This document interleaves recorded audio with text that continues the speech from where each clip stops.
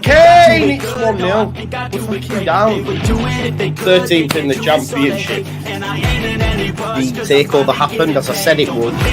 People will be. Oh, when have we got Leeds?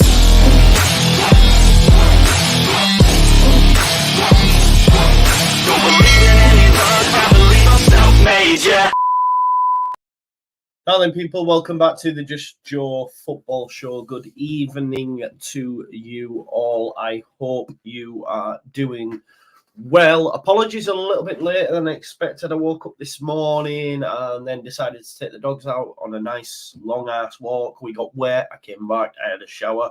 I'm now here and I'm getting my son at 4 o'clock as well. So we got a lot to fit in. Of course, a press conference has just happened as well. Daniell Farke said some bits during that presser. And also we'll be covering the latest transfer news as well. I probably will be live tonight once I've got my son down. 9:30, 9:10, depending on when he goes to bed. It can be a bit of a nightmare. So once he's down, I'll be then doing a big match preview live ahead of Norwich tomorrow. And of course, then we'll get locked off with the watch-alongs and stuff at that point. Hope you're all doing well. If you haven't already, please do smash a like on the video for me. It massively helps the channel, as you know. Let me just thank you all as well. The channel, you know, it's popping at the moment. It's great to see. So much love's on the shorts, on the videos that I've been putting out and stuff as well. So big up to you all. It means an awful lot. Please make sure you subscribe to the channel and like the video. Big up to Leeds United Old School, Danny Rumsey, my man, Andy Peacock, the actual saint. NJ1 says, hello, you lovely people. In a really shit mood today, so bosh. Love you all. Let's get after it, mate. That's why I went for a walk, man. Cleared the head in the rain. It was really, really nice. Big up War Piglet, Zilly Sausage. Yeah, on time. I know, right? It's because I missed you. I needed to chat to you. Afternoon, Joe. Afternoon, all. Big up to everyone. Afternoon, Carol, as well. What? I thought that were Weston McKennie, then. It's Gio Rutter. Jorginho, Jorginho. Have you seen that Murder on the Dance Floor? Have you seen that video someone did? It's Murder on the Dance Floor. You better not kill the groove. And it's Groove flying into tackles, and then it goes, DJ, and it's Dan James. It's brilliant, man. I loved it. It's Rutter on the dance floor. You bet not kill the groove. DJ, gonna burn that goddamn house right now. Nah. Right, let's talk about what Daniell Farke's had to say first and foremost, and then we'll go from there. Big up to Logan and the rest of the crew. Right, so I've got loads I want to go through actually as well. Loads in my notifications. I seen this funny thing yesterday, and I've got it in the bookmarks, and I implore you to do the same, right? So this was actually tweeted out yesterday, right? And I want you all to bookmark it because this guy is going to get burnt up, right? It's called Saint Statistics, right? Now, this was just yesterday, by the way. Not weeks ago, yesterday. Puts these, yeah. Form, puts these. Saints of momentum, but can Ipswich hold their head? I'm not sure if first is doable, as Leicester are 8 points ahead. But with Leeds United out of the picture, anything could happen. Leeds United are out of the picture, apparently. 4 points and we're out of the picture. We're coming for you, Saint Statistics. Best believe we're coming for you when we usurp you. Because someone tagged me in this morning as well from Not the Top 20. You know, all them Leeds fans that like to tell you and run the rhetoric that we're inconsistent.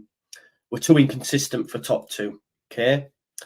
Not the Top 20 have put together a nice little graphic for us. This is the last 14 games. 14 games. Okay, that's a hell of a lot of games. Half of the games, right? Leeds United are second on form. Second behind Southampton. Coventry are ahead of Leicester. Leicester and Norwich are ahead of Ipswich, but we're not consistent. Big up John Hodges who told us that and tagged me in that. You see what I'm saying? So don't let these people run this rhetoric that we are not the ones. Because we are. Because as I've said to you yesterday, if we win our next 2, which will be tough, because it's Norwich, They're good form. We've then played Bristol City. If we win them, we're second. Now, of course, there's games in hand, one to be precise, but even still, that'll do me. That'll do me. Do you know what I mean? 2 it'll be, won't it? But it is what it is. So don't let people run this rhetoric. Don't let people tell you about, oh, Southampton are doing this, and this. You know, we're not good enough, all this stuff. It's tribe. It's tribe. We will get there. Trust and believe. We're going to be fine. All right? I come banging my chest for you this morning because, again, I think a lot of people are losing their minds over the transfers as well. Like, I'm calm. You know, I was annoyed in the summer. And the reason I was annoyed in the summer, because it was, for me, it felt, I don't come on and give you 4 outrage. Don't do it for clicks or anything like that. I'm just speaking from myself. I do it when I'm actually angry. Do you know what I mean? So I was annoyed in the summer. And some might say, oh, he's doing it for clicks. It's all attention, blah, blah, blah, blah, blah. Right? It wasn't. It was because it was a continuation. For me, it felt like of the previous ownership. However, by the end of that window, the club showed me they're different. They're different. Therefore, now, I look at it and say, yeah, we're fine. There's still 8 days left. That's still a week. We're going to be fine. For me, the club are being ambitious. They're being ambitious. They're going for targets that almost me as a Leeds fan goes, we ain't getting that done. And it could well be that we might be after Ben Godfrey, which, by the way, for the Championship would be absolutely amazing. Some of the names we've been strongly linked to, the likes of Nico Williams, Ben Davis. Now, I'm not sure I believe the Ben Davis one, but even still, these are the names that have been mentioned. It looks like we're allowing Ryan Giles just to rock up at Hull City and we're willing to wait for our targets. Now, it's a risky game. It's a very risky game. It's risk versus reward, right? If Leeds United said, you know what, we're willing to hold out. We're going to hold out on David Brooks because we really want him. Southampton are not. Southampton are going, you know what? I think we'll move on to... I think we'll go to Manuel Benson. We can't wait for Brooks. Whereas Leeds United will go, you know what? We'll wait for Brooks. And if Bournemouth get a replacement, we're ready to pounce. Agent Ancelotti disagree massively. This is business. It'd be stupid of the club. That's crazy talk. You know, I had Leeds fans try to tell me that we wouldn't do business with RB Leipzig because of what happened with Jean-Kevin Augustin. We did business with RB Leipzig. So that sort of stuff. And what do you mean? The way the Nonto fiasco, you didn't pay what we wanted. That's not a fiasco. That's you not paying what we wanted. There's no fiasco there at all. If you wanted him, you should have paid for him. You didn't. Godfrey would be insane, top class signing. Yeah, he would be. His minutes have dwindled, but for the Championship, obviously he's previously worked under Farke as well. He got a move, obviously, from Everton. From Norwich to Everton for 25 million. So Matt says, telling you, Joe, we won't sign anyone. We will, but if we don't, then that's on them. But we need to, but we will. I think we will. I'm not concerned. Let me just go through some of my bookmarks before we do go through to the the press conference and then any sort of transfer news. So you can see here, as I say, it's been reported by Mail Sport that that Ryan Giles could be on his way to Hull City. Hull City have money; they're not messing about. You know, they're making moves. Obligation to buy set at 4.25 million, which I don't think that's that bad for him. But for whatever reason, Leeds United is saying, "Okay, you get him. We're going to wait." That's all I'll say. They've got to risk it. Obviously, all things Sheffield United, Leeds and Sheffield United are expected to go head-to-head for the loan signing of Ben Godfrey. Again, Ben Godfrey, for me, we're at a stage in the season where if you're going to Sheffield United, what's the point? You're going to get relegated. I genuinely believe this. I understand the signing of Ben, or the pull for Ben Brereton Diaz, because he's able to showcase his skills in the Premier League, which he's not had the opportunity to do. He's gone there. He's scored at the weekend nonetheless. And he'll be hoping that when his loan finishes and, they go down, that a club who gets promoted or someone at the bottom end of the Premier League say, we'll have a go. Maybe Leeds United, who've held an interest in him, if we got promoted, could go, you know what? We'll take him then. You know, so these are all things that you got to factor. But when Ben Godfrey's been in the Premier League, so is it a case of I don't really want to go Sheffield United? They're going to go down. I'm going to go Leeds. I'm going to go work under the manager that brought me through, and hopefully, if they get promoted, then I'll move there. And the thing is, with Ben Godfrey, he can play right back, he can play left back, and he can play centre back. Now, the reason we talk about centre back as well is because looks like Pascal Strout could be out longer than expected. And Daniell Farke has been saying that's something we have to consider when in his press conference talking about a centre-back addition. Maybe Leeds United go all out for Ben Godfrey. And when Strout's fit, he can say, Ben, you can play right back. Ben, you can play left back. And he's of a sufficient quality where I'm not going to be going, oh my God, why are we playing him out of position? Square pegs round hole. You know, I had a look yesterday, just out of interest, folks. I just want to show you this. Remember, he's been doing this at Premier League as well. So this isn't like, you know, been doing it at a terrible level. He's been doing it at the Premier League. And I had a look at his heat maps yesterday. I was going to do a bit more of a longer piece on him, but I didn't end up going live there to do the beds. And by that point, it was sort of old news. But I do just want to show you his heat map over the last couple of seasons, for example, and you'll be able to see what I mean. So one second while I just present this to you. So you've got Ben Godfrey there. This is last season. Now, naturally, over the course of each season, his minutes have reduced in the Premier League. Yeah, his minutes have reduced in the Premier League. So you can see here, centre back, left back, right back. Yeah, you can see the positions that he's played in. Obviously, this season, his minutes, as I've said to you, have been few and far between. If we have a look this season, popping up at right back, okay? If we go to 21-22, you can see, again, in a number of positions, right back, centre back, left back. This is in the Premier League nonetheless as well, okay? And then the first season that he played, there you go, when he was bought for 25 million. So this isn't a player that's going to be going, oh, you know, square pegs, round holes kind of vibe. This is a player that can literally play right back, centre back, and left back. Would be an ideal signing for Leeds United, in my opinion. Could almost be out of our range a little bit. It feels like. It feels a bit of a mad one, you know. For whatever reason, he's not really kicked on at Everton. As I say, his minutes have reduced each season, but he's still of a decent age. He's worked, you know, he's only 26. A centre-back doesn't really come into their best years until later on. It's a bit like the goalkeeper position, right? You get experience. Sinham says, we would love to sell Godfrey. He's our only valuable asset that isn't being used. Would love it if you got him. I would love it as well, mate.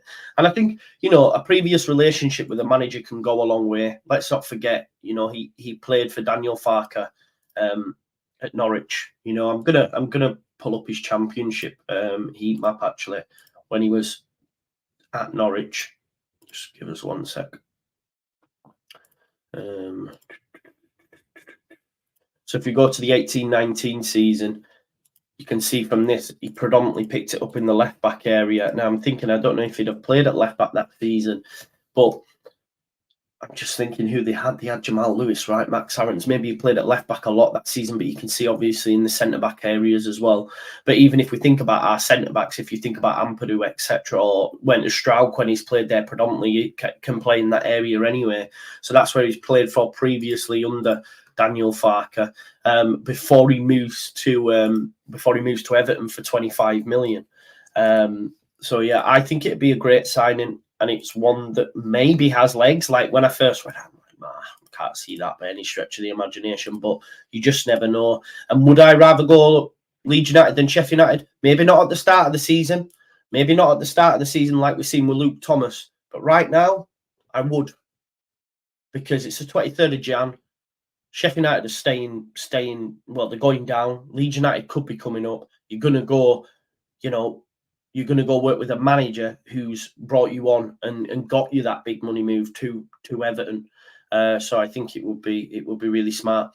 Big up to Liam Edwards as well, who watches regularly. He sent me this. Obviously, Alan Nixon, unfortunately, has blocked me. So he sent me some stuff that Alan Nixon had posted. So Liam asked him, Leeds content with what they have, or will they add more?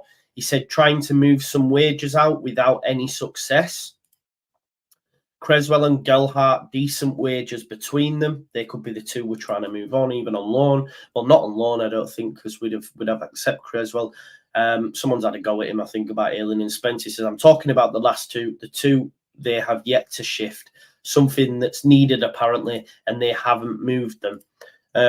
Gelhardt, big wages, and you want them paid. Creswell, similar, and a big fee in his case. FFP has cocked the game up at every level. Listen, say what you want. I am actually enjoying FFP at the minute. Agent Ancelotti, you said he weren't happening at all 5 minutes ago. Make up your mind, bro. What I will say is I like FFP. And the reason I like FFP is because it is creating a level playing field, especially in the Premier League. Now, of course, those who have already got money, then perfect. But Newcastle are the richest club in the world, and they can't sell. They're having to move players on, which means that squads will be more even, which can only be a good thing. I can't lie to you. They're on about having to move Trippier and Callum Wilson on. So it's like Agent Ancelotti, you're just picking back on what Sidham said. It's not true. They'll do low with a view to perm. You're just butthurt because, we didn't sell you Nonto. Right, let's get into the press conference anyway and see what's been said. Okay, so latest on the team news. No new injuries from Sunday's game. Massive positive. Yes, that is true. You forget about that. I forgot about that. You've got Harrison as well. So let's think about that. For a club that don't want to do business with Leeds, you've still got Jack Harrison. So no new injuries, which is a positive. Again, as I've said to you before, this is why Leeds United will be content with waiting out on a new signing, because we have gone through another game week where Firpo, Byram, Gray and Shackleton are all available. And that, for me, is the most pressing area of the pitch, just because they can get injured, yeah? So I think the fact that we've got through again, they'll be like, right, we're content. We play Plymouth in the cup, he'll make changes. So this is why I think that we'll continue to wait until that opportune moment. But yeah, no new injuries for from Sunday's game. Nontoy's making progress, but he's still yet to join in with full training. A doubt for tomorrow and will be a late call. I'd just leave him. I'd leave him and then start him against Plymouth. Yeah, that would be my preference. Let him have 90 minutes. Strauch is still on the sidelines. He did go on to say about Strauch actually being injured more than they expected. What I will say then, Agent Ancelotti, he's not leaving permanent. And the reason he's not leaving permanent, because you'll take a massive hit in FFP when you bought him for 25 million. So that's not going to happen. So they'll do loan with a view to him having a success and then maybe to buy. So you're chatting beans. If he was really available for 8, people would be snapping your hands off. I genuinely believe that. Calvin confirmed. There you go. Happy days. Well done, Calvin. At West Ham, I can't wait to see him, to be honest. Big up to Calvin. Get some minutes. So Strout remains on the sideline. As I said, the reason we're talking about centre-back, because Farke said that because of this, we may have to, dip into that market. Now, he does speak about Nonto, and obviously Nonto being injured, but also talking about extending his contract. And he said, look, we'll speak about business when it's done, but you can be sure we want to keep our best players and players with the most potential. So that, again, just tells you what the club think of Nonto, what Daniell Farke thinks of Nonto, and the way he's spoken there is for me a real confidence that, yes, we will get this done. Yeah, we will get this done. So I'm happy about this. We spoke about it briefly. I'm happy about it. Just on transfers, he said exactly the same. We just speak about business when it's done. We're not training at the moment with many numbers. It's small and a tight-knit group, which is, can be a positive.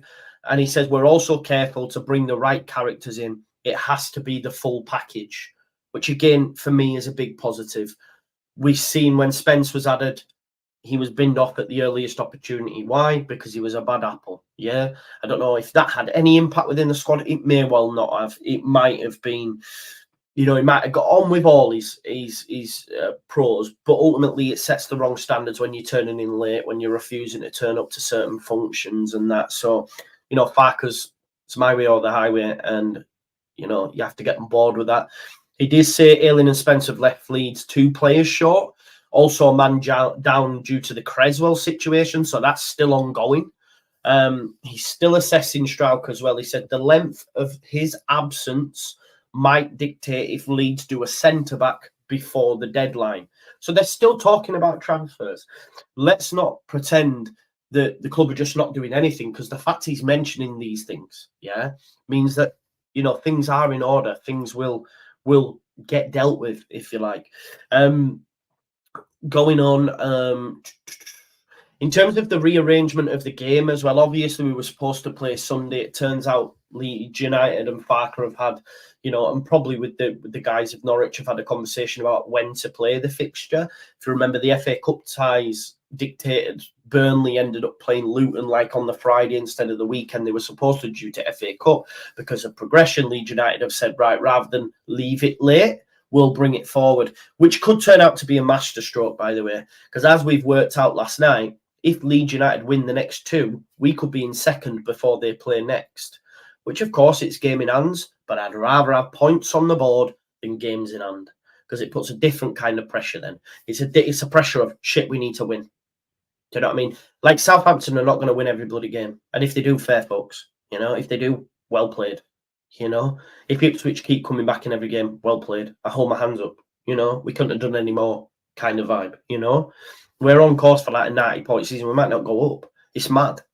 But that's not on Farke. That's not on the squad. That's just the level of opposition that we've come up against in the top 4. Yeah. So for me, it's a different kind of pressure that Southampton then would have to deal with. They've gone from chasing to now being the chased. Do you know what I mean? And I think, you know, I think tomorrow's going to be very tough, but I think we'll win. And then we've got to win away. But can you imagine that? You know, all these people, all these even Leeds fans in some quarters telling you we're done, telling you, you know, we weren't even good enough at top 6 at the start of the season, and now fuming that we're 4th. You know, all this sort of rhetoric, that will start to change because we'll be in the top 2. You know what I mean? That will start to change. Like, it's a different level of optimism when you hit that.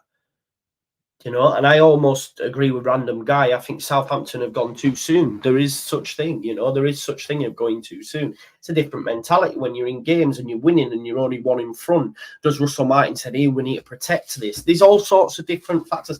Look at Leicester. The way they played in the second half yesterday was just like, come on to us, Ipswich. It was like they were happy with the lot. That's true. That's true, Mr. Dodo.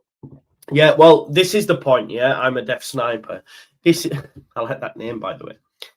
Just on this, previously, we failed to capitalise, right? We beat Ipswich 4-0. We then played 2 games against West Brom and Preston and lost them both. Now is the next test, because you have a real opportunity to put massive pressure on by going into second, by winning the next 2. So this is the point, yeah? So yes, we lost, and I agree, but we need to get out of that mentality. Not us as fans. We'll always think like this, yeah? Some are positive, some are negative. It is what it is. But the club, the players at the club need to take this opportunity to put themselves into second. Because on the 3rd of Feb, they all play at 3 o'clock. You know, and it could have a totally different feel. And then pressure's on. And they've all got to play each other, remember? Leicester and Ipswich done. Leeds have only got Southampton left to play. But Ipswich have got to play Saints. Someone's has got to go. Again, pressure. So we need to ensure that we're in front, because it's more important to have points on the board than games in hand. So let's win these next 2, win them well, and really put the pressure on. If we don't, then you have to say, well, I'm sorry, lads. You've had ample opportunities now, and you're throwing them away. But I said last night, I felt like a real shot in the arm. I was sat there last night, played some FIFA, struggling to switch off after when I do after late streams. You know, January is tiring. It's like August, but you know, and I'm sat there and I'm thinking about it, and I'm saying, you know what, this is huge. Actually, this is a massive shot in the arm for the group. To know that in 2 games' time we could be second. It's really something to aim towards. Win tomorrow, 2 points off. 2 points off. Do you know what I mean? And the table has it, and it will be sweet for me because I'm seeing everywhere say, as I've just shown you, the Saints thing. Now Leeds are out of the race. You've got second tier saying no club has not gone up after this many points. Which manager's going to miss out? And there's Martin and McKenna. Not talk of Leeds United. And I like that, but at the same time, I don't like it because I get annoyed. I'm like, put some respect on our name. But the point is, Michael, they've won winning 7 or something. So it's because they had a lead. That lead's now gone. It's eroded. So the next point they drop, Southampton do them and take over them. Yeah, they're 1 point on Southampton now, but the next point that they drop, which they've done, they'll be out of it. Do you see what I'm saying? So, yeah, they've not stopped fighting. So, if we look, as I said, this is the last 14 games, quite a chunk, by the way. Ipswich are in 6th in the last 14 games. This is why I'm saying that people are telling you we're inconsistent. This is 14 games of football. And Leeds are second. Second, folks. We're all talking about Coventry. Oh, they're flying since they beat us. We've still got more points than them in the last 14. So they're already winning. Yeah, we keep seeing them come back, but they had a healthy gap. That gap has now eroded. Do you know what I mean? And maybe, just maybe, we're hitting form, if you like, at the right time. Yeah. And I love that. I can't lie. It's a very good thing. It's a very good thing. Let's get back to my the press conference. Sorry, I went on a little bit of a rant. But it was yeah, there we go. I'm back. Anyway. Let's go back then. So Farke said, so this is again back to that Norwich game. Farke said in his view, it was best to rearrange tomorrow's game for the earliest date rather than to hang on to it as a game in hand. For us, it's a good moment to play. It's never a guarantee that it'll be successful, but the next months will be busy. So he's like had a look at it with his squad and said, you know what, let's play this now. And we're in hot form. Why not? Why not? You know, we've won 4 games in the spin. We've scored 11 goals and conceded 1. You know, we're at home where we're unbeaten. It's a real not mind games. That's the wrong way. It's almost like mental warfare in a sense of like, let's get it over and done with. And again, put the pressure on. We win that game. It's a point. We win on Friday against Bristol City. We're in the top 2. Do you see what I'm saying? So I think it's a good move. Let's hope it pays off. Let's hope it pays off because I think it's so important to have points on the board over games in hand. Daniell Farke also congratulated Mateo Joseph on his new deal. It's a sign of what we do, he said, with these long-term contracts. They're the future of Leeds United. Same as Nonto, right? We want our best players with the highest potential to stay, so they're going to get new deals. And again, it also gives me confidence with the 49ers, with the way that they've operated, that they've able to turn around a situation with Willie Nonto and get him in on a new deal. And I think the important thing as well is, we were talking about it last night on the final word, hopefully it draws a line under it for everyone, for the fans, for the football club, more importantly, for Willie, so he can just concentrate on his football. Maybe he's had round his head, what's going to happen now? What's going to happen with my future? Will I go in January? Will I go in the summer? Whereas now Leeds United have gone, right, there's a couple more years on some more money and he'll go, boom, sound. So I think it's a good thing. And Farke repeated the message to agents that the club's main players are not for sale in this window. So again, positive. Really good. We're going to talk about Firpo in a sec because there's been some rumours over in Spain, by the way. Poppy told us that Farke suggests he'll make changes for the FA Cup tie on Saturday, but he wanted to reschedule that Norwich game now, as we know. So I think it'll be the same lineup. We spoke about it. Yes, we played Sunday, but, you know, Monday, Tuesday, I think he'll look at it and say, look, the lads are in form, make changes, no point, want them to win. And if he's going to make changes for any game, considering when we've made changes in the past, it hasn't been great, I'd rather he do it for the FA Cup. Of course, I want to progress. But the league's the most important thing for us. I want us to get promoted. I really want us to put pressure on that top two, 100%. Just on that, on the rest of the injuries as well, Darlow and Dallas still out long term. He spoke about Ilya Gruyev. You better not kill the groove, DJ. Gonna burn that goddamn house right down. Just on Ilya Gruyev, man. I've seen a lot of people showing love for him after the last game, but we hit that train early, man. That first game that he played in the six, he was unbelievable, and he's getting a lot of praise from Farke now. This is what you want, right? When we talk about professionals that aren't getting in the side, he says from the very first day, he has been humble, he has been modest, down to earth, hardworking and patient, always the first one in and the last one out, always wanted extra work. He is the most professional player I have ever worked with. That's what you want. That's how you take your opportunity. He's waited and waited and waited. He's got his opportunity. He's grabbed it with both hands. And you cannot drop Gruyev now.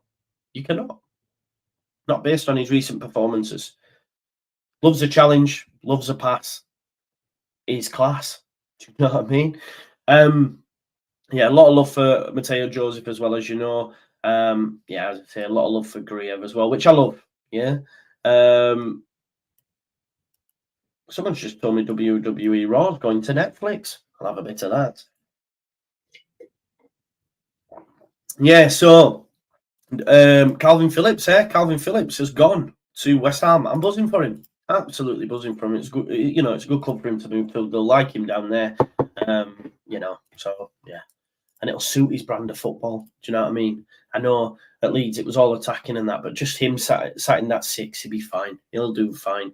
Medical schedule for tomorrow. I'm excited to see him at West Ham now. Let's have a look then at the latest transfer news. That was the press conference, all rocked over into one. Just give us a second. My timeline's just full of Calvin at the minute. Just scrolling through just to see if I missed out. I just had a message though. What's this? I sent a GIF. Yeah, man. It's Mr. Daddy. Mr. Daddy West Ham fan buzzing, obviously, because Calvin's gone there. I liked West Ham ever since Corey anyway, didn't we? So it's all good. Anyway, right. So let's go through some of the news. Now, Southampton have open talks with Manuel Benson. Premier League star Leeds are pushing to sign. Now, number one pick for Leeds United and Southampton, for me, is David Brooks, right? Southampton are not willing to wait. I've been told he's not going yet. And have gone, do you know what? Let's go for Manuel Benson. Now, Leeds were linked as well. Could be agent talk, or maybe it would put the feelers out. We've put a request in, like we did with Connor Roberts, right? It could well be that we still get Connor Roberts, because it's almost got a similar situation to Kamara. How long was Kamara done for? How long? No one else was coming for Kamara. We were sat for weeks going, where is Kamara? Where is Kamara? And then they pushed the button on him. And I'm glad they pushed the button on him. But maybe they were looking at other options first. Remember, they are being very, very ambitious. And maybe the club is saying, like, if we look at right back, they want Nico Williams. They now want Ben Godfrey. They want some big names. And if they don't get them, maybe they go, right, we'll take Connor now. We'll take Connor Roberts late in the window. So let's watch this space. But I think the club's number one target, because Phil's mentioned it before. He's not mentioned Benson. We've seen it over the last week or so, though. But it almost feels like the club is still waiting for David Brooks, at which point Southampton are going to move on Manuel Benson. Could well be the case, folks. A player potentially leaving. I don't think he will, because Farke said no one's going anywhere. But Real Sociedad, okay, have been linked with Junior Firpo. A couple of good performances. They have got, obviously, Kieran Tierney. Muniz suffered an anterior cruciate ligament. Tierney's on loan, but Tierney is very injury prone as well. And a report from Mundo Deportivo lists a number of possible options that Sociedad could move for with just over a week until the deadline. And Firpo is named as a potential addition. It's mad. Here's a mad thing for you. I don't want him to leave. How quick things can change. But for me, he's showing his worth. I still want us to bring as an addition, but as a squad player would be fine. I don't think he will leave, in all honesty. But yeah, it's a good thing to point out. If they could sell him, they probably would, due to the finances you bring in and the wage that you manage to recoup, if you like. And that could then help us go and get a left back. So maybe listen, it's very recent for me to say, no, don't sell him. But if Real Sociedad are really interested, then yeah, the more you think about it, the more it probably would make business sense. But one to watch. First time I've heard of anyone exiting. And as I say, it's Junior Firpo over in Spain. This one, Hull in advance talks to sign Ryan Giles. I think he's going to go there, folks. It's going to probably be one we miss out on. And just hopefully Leeds United, if they are risking it, that they make sure they get their man. It does look to me that they are playing a very risky game. They're willing to wait for their targets. One of them, as I've mentioned on a number of occasions, is loaning Brooks. According to The Athletic, it states that Bournemouth will only allow Brooks to leave this month if they are able to bring in a replacement winger, meaning it is one that could go to the wire. And it almost feels like, for me, that Leeds United are willing to take that risk. Leeds United are willing to wait on David Brooks. He is a right winger that has a left foot, gives you a different dynamic, can cut in, can play inverted, and I think Leeds United want that as a target. Manuel Benson's the same, and I think it's clear that both Southampton and Leeds would like Brooks. And if Bournemouth can get someone in, because again, they'll be trying to do business. So if they do, Leeds United will be ready to push the button on David Brooks for sure. But I think in terms of any sort of news, that seems to be it. Obviously, we know we're interested now in Ben Godfrey. If I'm a betting man, I think it's going to be too difficult for us to do. Just with the finances, the wage, the Premier League to the Championship move, all that sort of stuff. So, yeah, we've been ambitious. Whether or not they manage to pull them off, we'll have to wait and see. But if they do, it's huge. It's a huge shot in the arm if we can get these deals done. But we'll have to wait and see. But listen, I don't want to keep you too long. I've got to do some work as well before my son comes at 4 o'clock. I'll see you tonight, though, for a live match preview. So make sure you join me for that. Smash a like on this video. I'll hopefully do a Jer. I'll just wait to see if he's free and stuff. But yeah, smash a like on the video. Subscribe to the channel. Get your comments in. Hit that notification bell. And I'll see you tonight, people. Thank you very much. In Farke we trust. In the 49ers we trust. Peace out now.